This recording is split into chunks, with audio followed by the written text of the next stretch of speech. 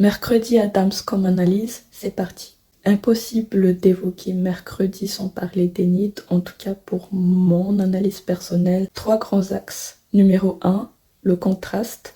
Numéro 2, remise en question. Numéro 3, pourquoi la série est-elle devenue si populaire? Premier point, le contraste.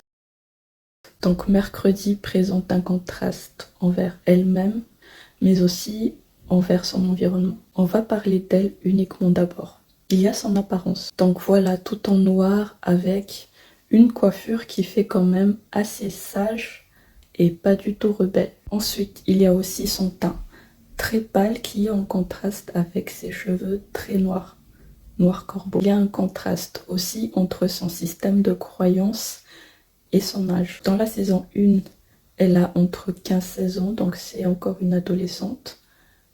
Elle est très affirmée et elle a très confiance en elle. Et à côté de ça, on peut croire qu'elle a des pensées d'adulte parce qu'il y a certaines choses qu'elle dit dont on ne se rend compte que vraiment plus tard dans la vie. Par exemple, quand elle dit que les amis sont une faiblesse. Le dernier contraste par rapport à elle-même, c'est que malgré le fait qu'elle ait un discours très frontal et très direct, son passé est quand même assez flou, je trouve. J'ai abordé précédemment son système de croyance, mais en réalité, on ne connaît pas grand-chose de son passé. On ne sait pas d'où elle tient ses croyances.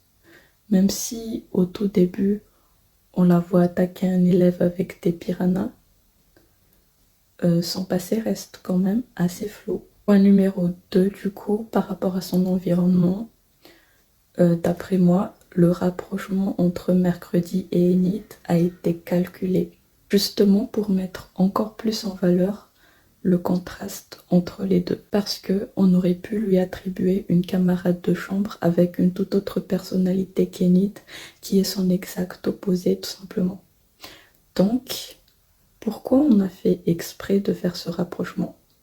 Pour répondre à cette question, il faut qu'on se base sur les buts du contraste en lui-même. Donc, pourquoi on utilise le contraste en général? Une mise en avant ou une mise en valeur, c'est la réponse la plus évidente. On met à la fois en avant la personnalité morbide et sombre de Mercredi et la personnalité plutôt pétillante et extravertie d'Enid. Ok, mais encore une fois, pourquoi est-ce qu'elles sont aussi proches dans la série? Pour soulever des questionnements chez nous, spectateurs, tout simplement. Au tout début, il y a une dualité évidente entre les deux.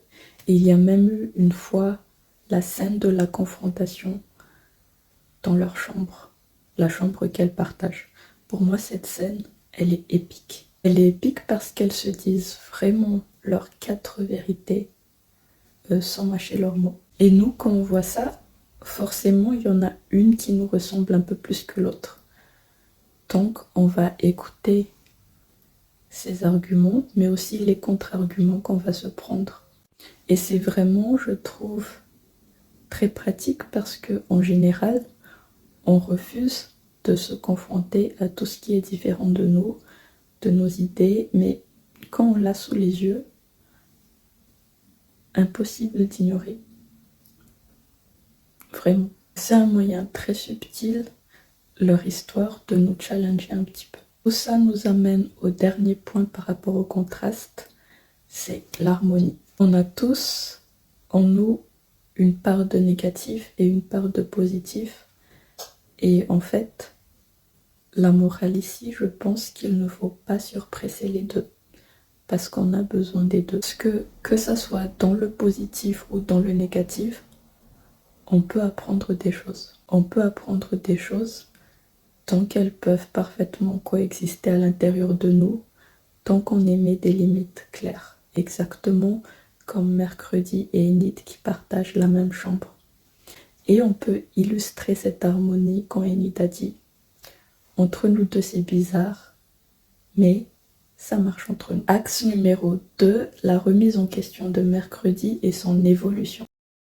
Donc elle a commencé la série par « Les amis sont une source de faiblesse ».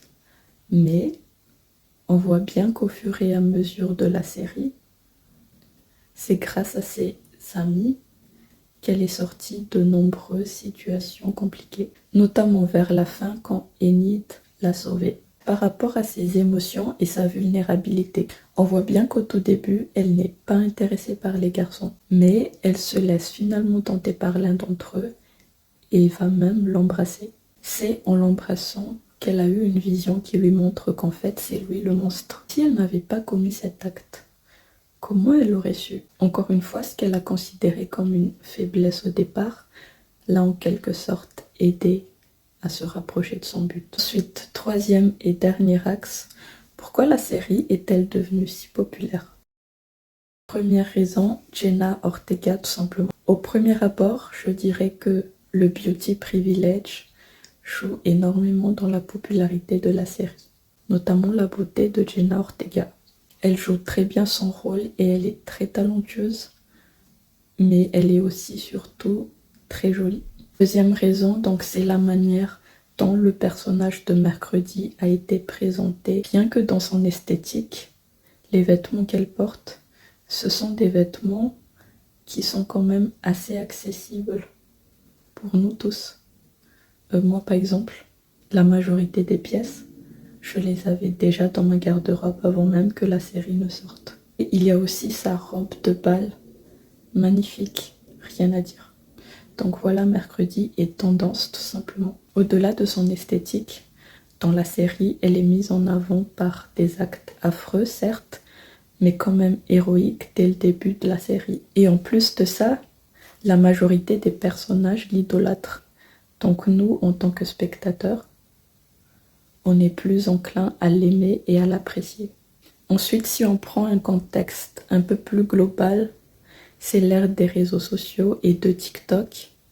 Et pendant le bal, justement, on voit qu'il y a une danse que l'on peut reproduire. Et évidemment, c'est devenu une trend. On est plus dans un air de femme fatale, femme forte, que ça soit sur les réseaux, dans les médias ou même à travers la musique. Donc, le personnage de Mercredi est aussi un symbole et s'inscrit justement dans les symboles de la société actuelle. Voilà.